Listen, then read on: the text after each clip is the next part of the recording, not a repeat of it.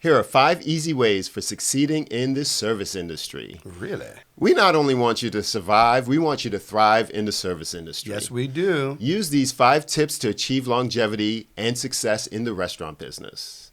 I've been in the restaurant business for about 30 years now, and it does seem like forever. Forever. And you, how long have you been in the restaurant business? It feels like forever. We love it, and our tips are going to be geared towards you making a living, making a good living. Yes. And not burning yourself out. Not killing yourself, being comfortable. Nobody said you're going to be rich. You're not going to be in the top 1% working in a restaurant, but you're also not going to be freaking out about your bills either. We've had several shows about being in the restaurant industry, what's good about it, what stinks about it. Oh, yeah. And there are definitely advantages. This is not the show. This is assuming that you're in the business and you want tips on how to grow in it. Yes. Yeah. Now, number 1 is picking the right restaurant. That is vital. Key. Yes. It's pretty much the end all be all. For your experience level, you really want to pick the right restaurant. Yeah. So what are we talking about here? Like starting or just all the above? Well, we're assuming that you're starting. If you're starting, you're picking the restaurant for your level. Yes. If you've been in the restaurant business for a long time, unless you're completely happy with the situation and completely happy with the money, we're talking about leveling up. Yes. Leveling up is something that we talk about all the time. And it's very important to level up. So this is basically... This is the intro level. Without a doubt. Yeah. You need a place to start, and even if you're at a start, you always want to be pushing the boundaries of what's next. Absolutely. Making more money with less effort. You don't want to... Where'd you start at? Tell them where you started at. I'll tell them where I started at, and we kind of go from there. Well, in the restaurant business, I started in the kitchen, actually, at a Bennigan's. They don't even have those anymore. I think they might have like 8. I don't know. I know. I started at Pizzeria Uno's. I don't even know if they have those anymore. They might. We did a show on dead restaurants. Yeah. They might be dead. They might be dead. I know they still have some Bennigan's locations, but I have not met one person that said, I'm going to a Bennigan's or left the Bennigan's. Yeah, it's been years since I heard somebody say they're going to Pizzeria Uno's too, okay?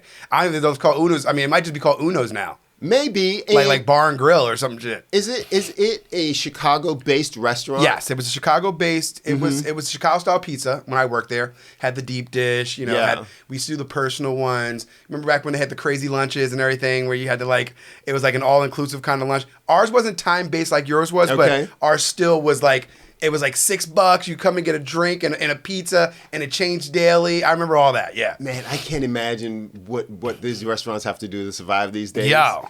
Because there's so much competition. And there was so little competition. I mean, not little, but you're talking at least a quarter to half the competition that there was back then. I agree because I feel like back then, the restaurants there was a lot of kitsch on the wall, and it was very basic food, if you will. Yeah. Now you have all these different partitions of styles of restaurants. Yes. You have the tapas restaurant. You have fusion restaurants. Yes. And I feel like everything's almost a fusion now.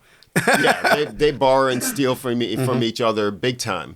And so when you're picking the right restaurant, you want to research their management style, their reputation, and you want to take a look at the staff. Absolutely. And the staff, just by looking at them, you're going to know if this is a place where... That you could fit in. Yeah.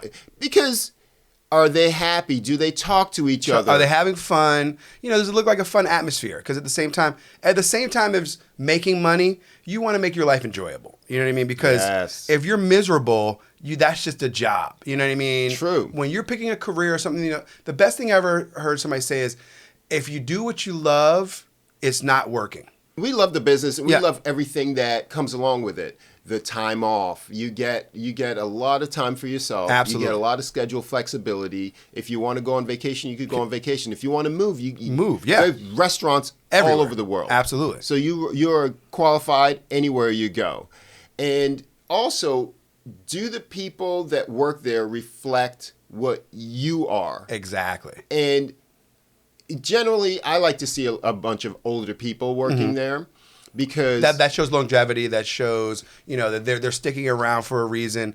And they're not there for pizza money. Exactly. They got grown people bills. They got grown people issues. That means there's grown people working there. I love it. That's right. So, number 1, Pick the right restaurant. Absolutely. And number 2 is your availability.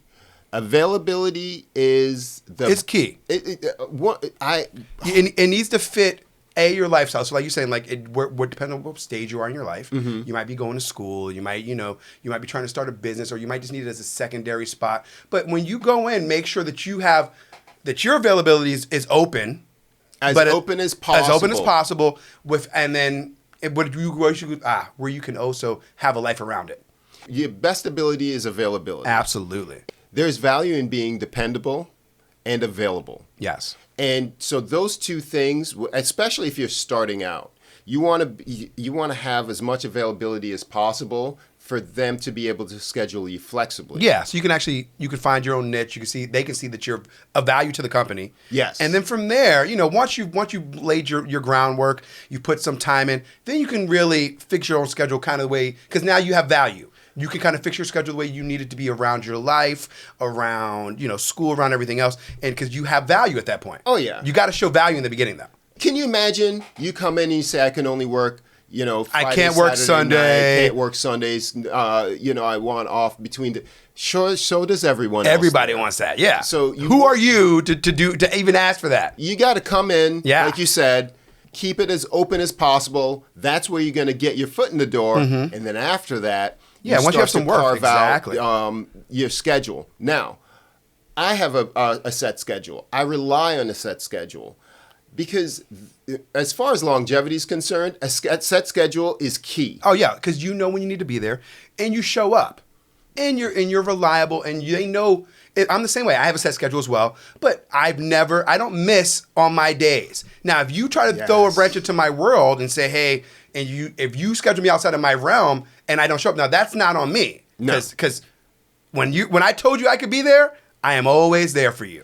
As far as for longevity, your set schedule, you know that you can show up elsewhere in your life for appointments, because when you're going to be, when you're going to be scheduled next week and the week after that, and the week after that. So if you're going to go on vacation, you can go on these days. Exactly. If you're going to go golfing, you could go on these days. We work our life around our schedule. You work right. It's so technically the job comes first, because we put our job first, but we also put our life. It's a double standard. We put our life first and our job first. It's symbiotic. Yeah, and it should work together. Now, if you don't have a set schedule, and it's going to introduce a little bit of stress into your life, because you really don't know what you're working next week. If the schedule starts on a Sunday or a Monday, and the schedule maker is a little bit behind and doesn't put it out till Thursday or Friday, right? You only have that 2-day turnover to know what figure you're out everything doing in with your yourself, life, exactly. To be able to, or you might not even have any days off. You might go through a stretch where you were off on a Friday, and then you might not be off until that following Tuesday. You get that loop around. Yeah. That loop around can get you on 10 days in a row. Exactly. And that's no good for anybody in this business. You need at least a day off.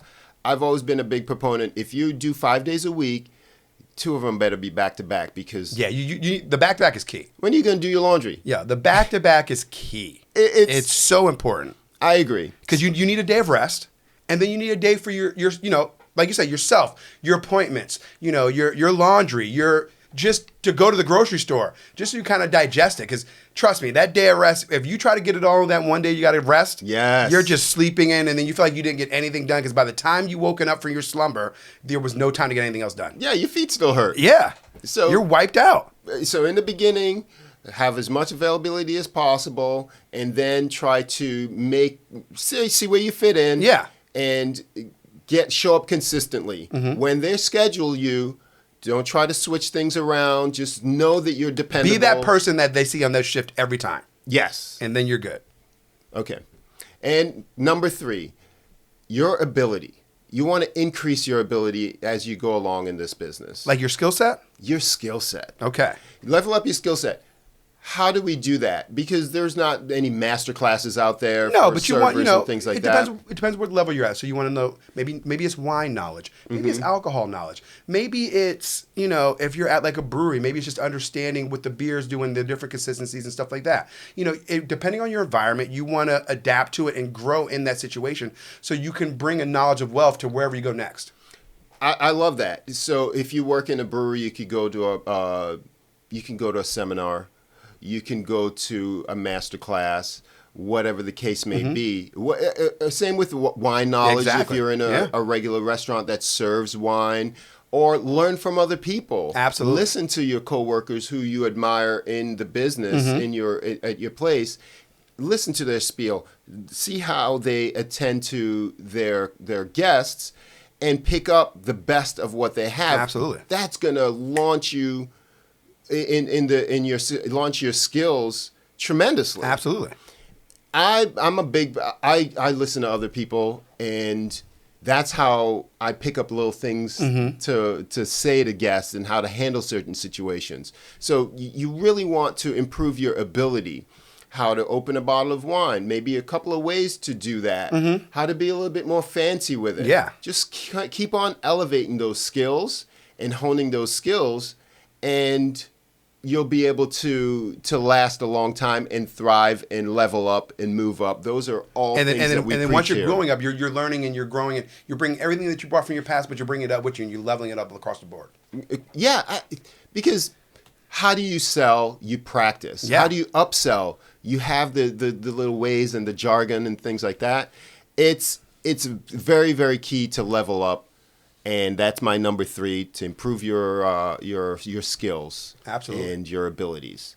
Now we have 2 more. Talk to me.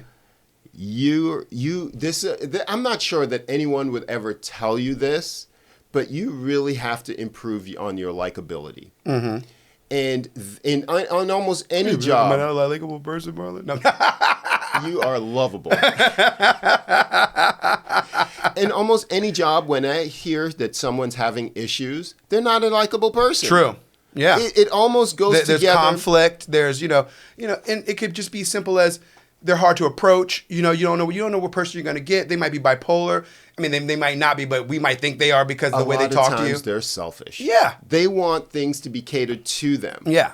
And let me tell you something.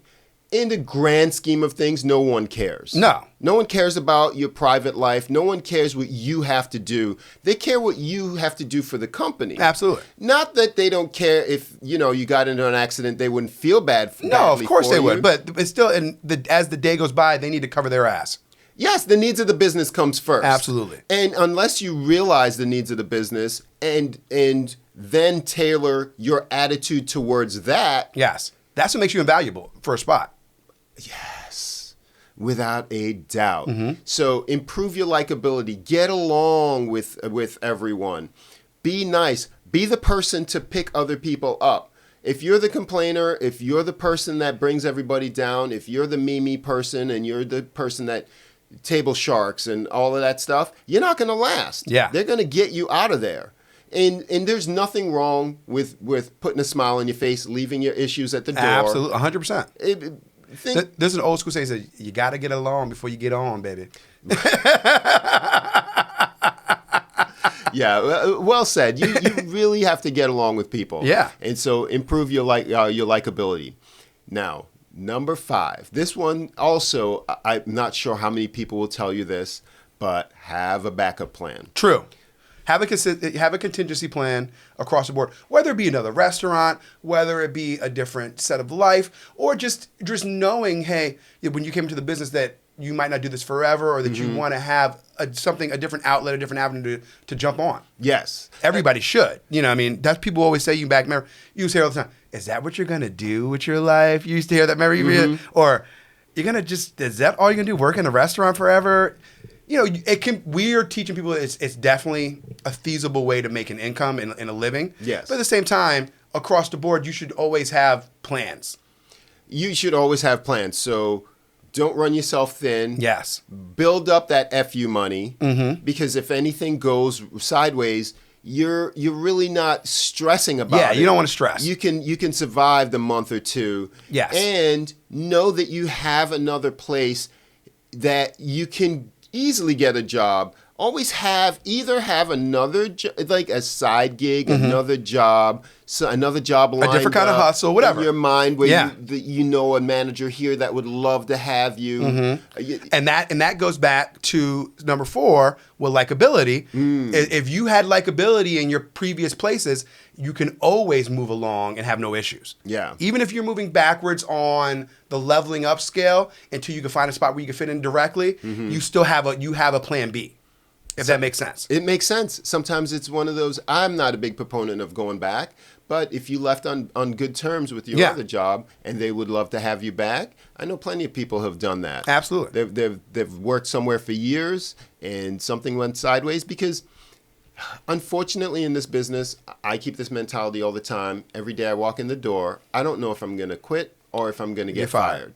He says it all the time. I love it. All the time. And it might sound terrible to some people, but if one person or one bad review comes in or a person you just caught on the wrong day. Yes. Woke up on the wrong side of the bed. You caught the wrong person on the wrong side of the bed with you. You had a shouting match, whether it be with a manager, a coworker, or a guest. And that could lead to something detrimental that shouldn't have happened, but it could easily happen. Life happens. Yes. So without a doubt, have that backup plan. So with that, if there's anything that you don't agree with or that we missed, or that we can add on to, yes, we do this for you each and every week. Tell them, MJ. We really do. Let us know in the comments if there's something that you agree with, don't agree with, and through your comments, we help other people because we bank shows. We've done over 300 shows, and a good amount have been from the guest. Oh, yes, from input of guests, I would say at least 20 to 30%. All the time. Over time. And that's when you break down to 300, that's a large number of shows. Yes, we do shows for you. We do this for you each and every week. I'm Marlon Joseph, the Modern Waiter. I'm Danny Villain. Subscribe, people. We will see you next week. Later.